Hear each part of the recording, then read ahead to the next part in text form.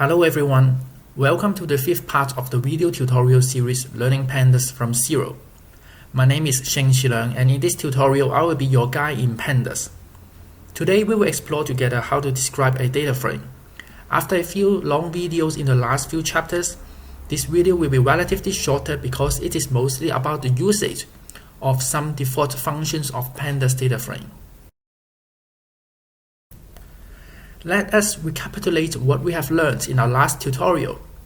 We have covered how to modify the elements in a data frame. We have learned how to add new rows or columns to the data frame, changing single or multiple elements in the data frame, as well as removing existing rows and columns in the data frame. With these skills, now we are able to manage the data in the data frame in the element level. These skills will be very useful for cleaning individual data in a data frame before we proceed to handle the data collectively. So, if you are not familiar with these skills, please visit Chapter 4 of this tutorial series.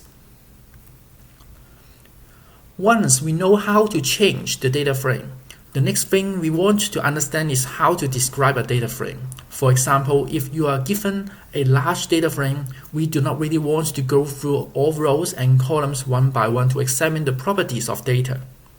Although reading the data by eyes can provide some direct insight of the data structure, it is much less efficient when the data frame contains a lot of elements. In that case, we want to use default attributes of Pandas and data frames so that we can immediately collect the essential features about the data frame.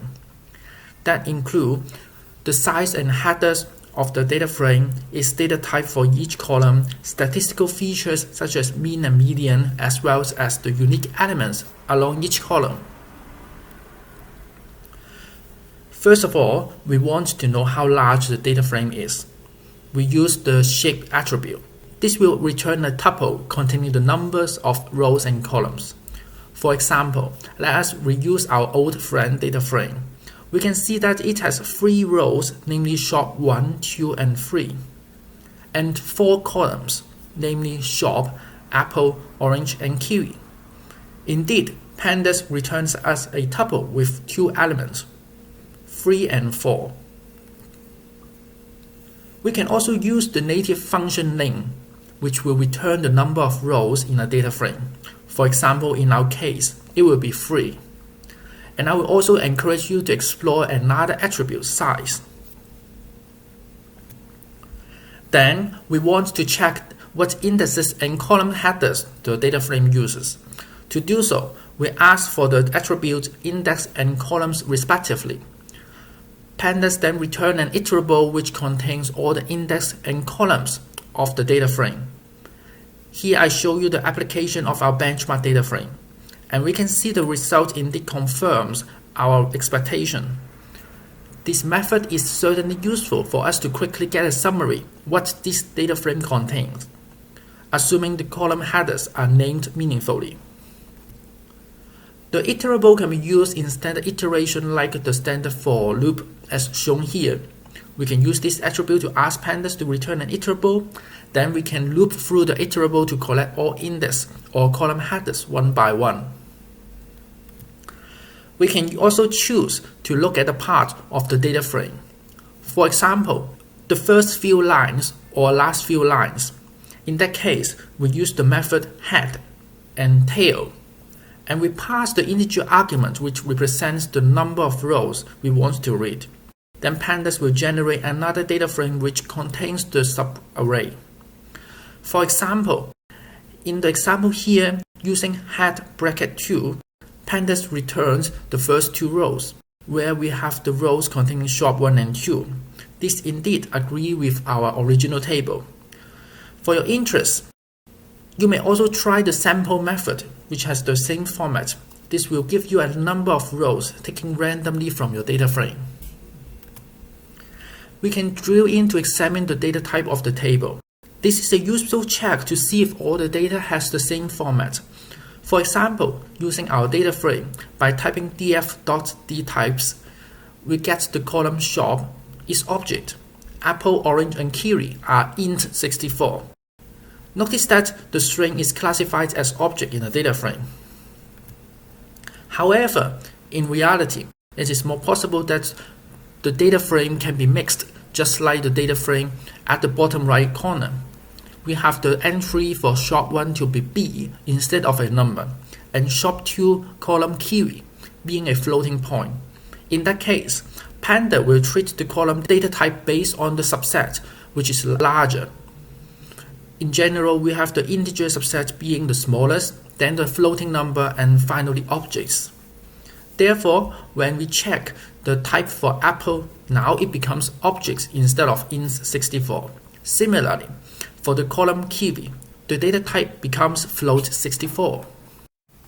And then we can dive in to study the features along a column. We can use the count function to check how many non-empty elements is there in the data frame. Non-empty element means that Pandas does not represent it with a NaN.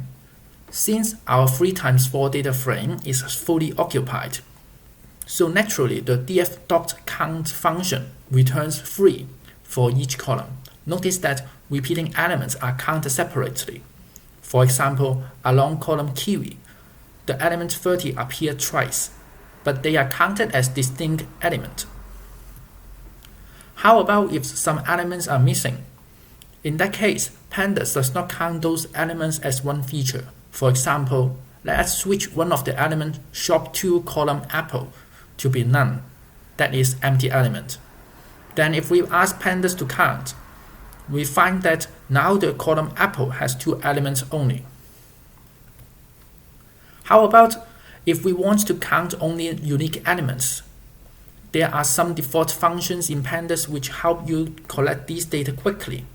First, it is the method unique. It tells you what the unique elements are in a specific column. Notice that this method does not apply to a whole data frame. It only acts on a specific column. To find out how many unique elements exist in the column, we use the method nUnique. This method reports you the number of unique elements existing in each column of the data frame. And finally, if we want a statistics how many times each unique element has appeared in the column, we use the method value count. The final method we want to introduce today is the method describe. It will give us a quick report in the essential statistical information about the data frame, including the number of elements, mean, standard deviation, minimum and maximum, and the quadrantiles. Notice that this method will only give you results where the data type of the row is integer or floating numbers. This means when you use this method on a data frame and there is no result for a specific column you want to find, then very likely that column has mixed data type, including object. Finally, let's do our exercise to practice what we have learned. There are quite a number of methods and attributes of data frame covered today. Don't worry if you cannot connect the method and attributes with the corresponding functionalities in the first try. It always takes a few tries to fully memorize them by heart. And the easiest way to remember them correctly is certainly by exercise. So this time, your friend comes to you and asks for your help again. This time, your friend wants to know how to extract some key features of this new data frame. Can you tell your friend which methods or attributes should be used? This time, there are a few tasks. We want to know the number of elements in the data frame, the number of unique elements and their frequencies, the 50% quadrantile, and a random output of 2 rows from the data frame. Take your time to try this and feel free to pause the video.